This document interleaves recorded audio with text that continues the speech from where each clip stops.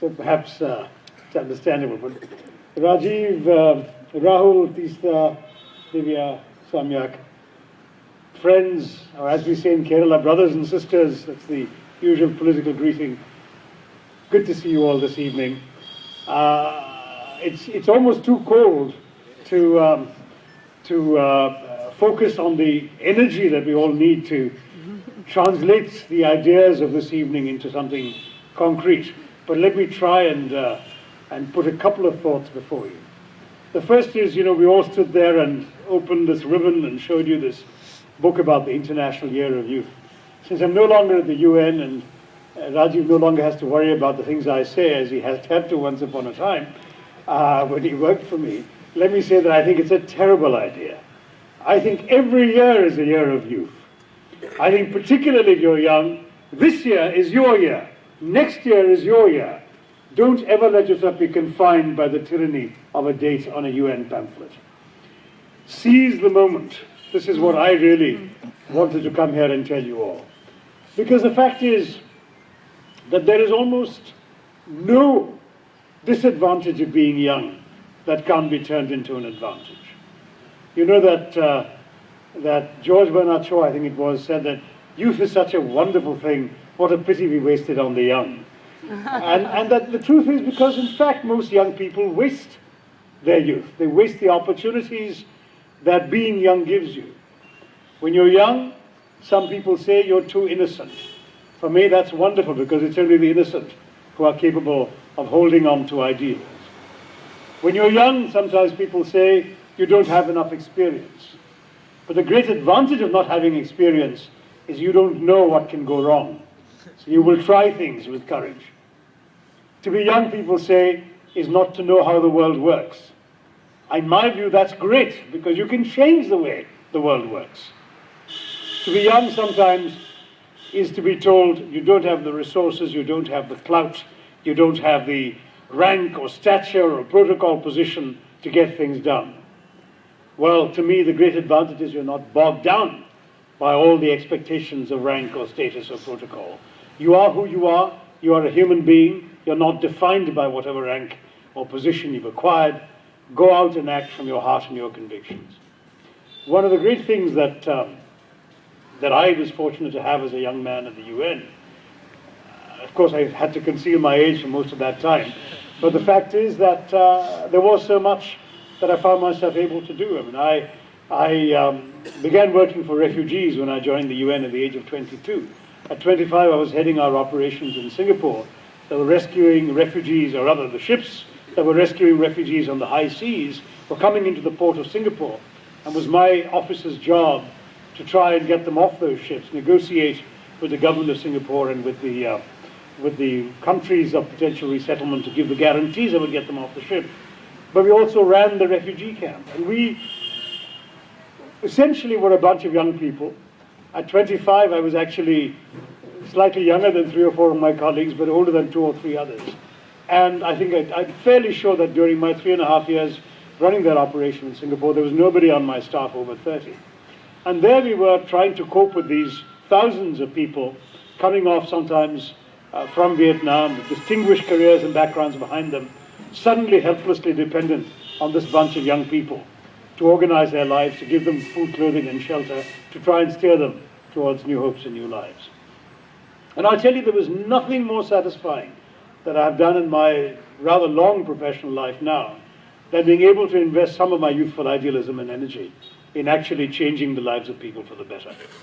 I still remember, I remember too many stories, but I'll give you just one so we don't freeze you much more this evening. It was a young family that left Vietnam on a tiny little boat with a cannibalized tractor engine or something, and sure enough the engine conked out on the high seas, and they started drifting aimlessly, because without an engine you're just at the mercy of the currents.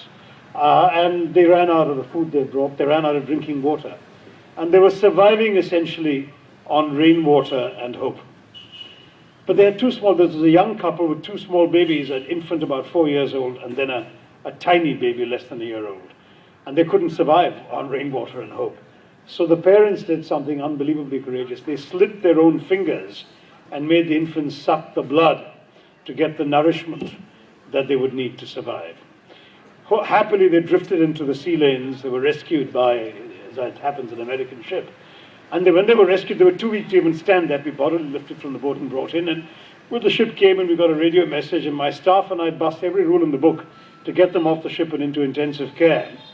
And then to be able to see the same family a few months later, healthy and well-dressed and embarking for new lives in the new world that they had sought to escape to from the tyranny of communism.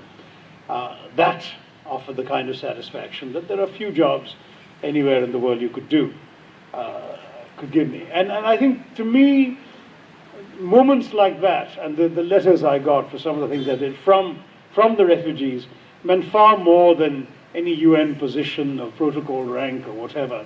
I still have tucked away in cartons, cards written by Polish refugees fleeing the crackdown on Solidarity in '81 who showed up there. I never forget you, Mr. Tharoor. And these are the things ultimately that sustain you. But these are the things that matter far more to you when you're 25 than when you're looking for the next big rank or the next big position or the next big salary increase. So don't lose that.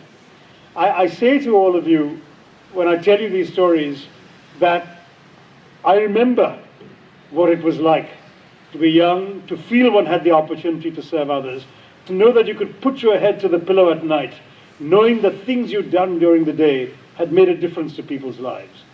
That in my case it was negotiating with ambassadors and ministers to take people who wouldn't otherwise qualify into their countries, trying to get rules bent to save lives, and we were able to get various people in desperate circumstances through and out of Singapore, including things I can't even talk about today. To do the kinds of things that ultimately often leave no trace and certainly will make very little impact at the end of the day. If you do your career, if you do your work well or outstandingly or mediocre, in the end you probably will move on anyway, as everyone does in large organizations. But the final arbiter of the worth of what you've done is ultimately yourself.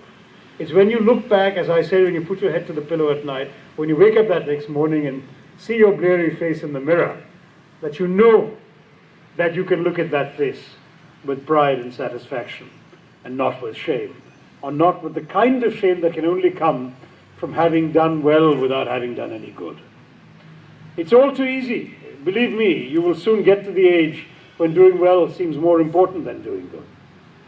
But I can only tell you that if you don't give yourself the opportunity to make a difference, then you are leaving yourself without a good answer to the question, why am I here on this planet? Why has God, or whoever you choose to believe in, planted me here? If I'm just here to have a good time, make a good salary, move on in the world, what exactly difference have I made for having been born? But if one can say that one has done something that can actually change the lives of people, that can leave the world and the people we've come across in the process of our lives better off for us having been here, then our lives have been worth leading. And that's a question that I hope you'll never cease to ask yourselves. At the end of the day, making a difference is the only thing we can do. And I do want to tell you, don't ever fall prey to the cynicism of those who tell you, how much can we change? The systems are too intractable. That the problems, the injustice, the evil, the human rights violations, the environmental difficulties, all of these things that you're dedicated to talking about this year, that all of them are too big, too large, and that whatever we do will just be a drop in the bucket. The drop is still worthwhile in the bucket.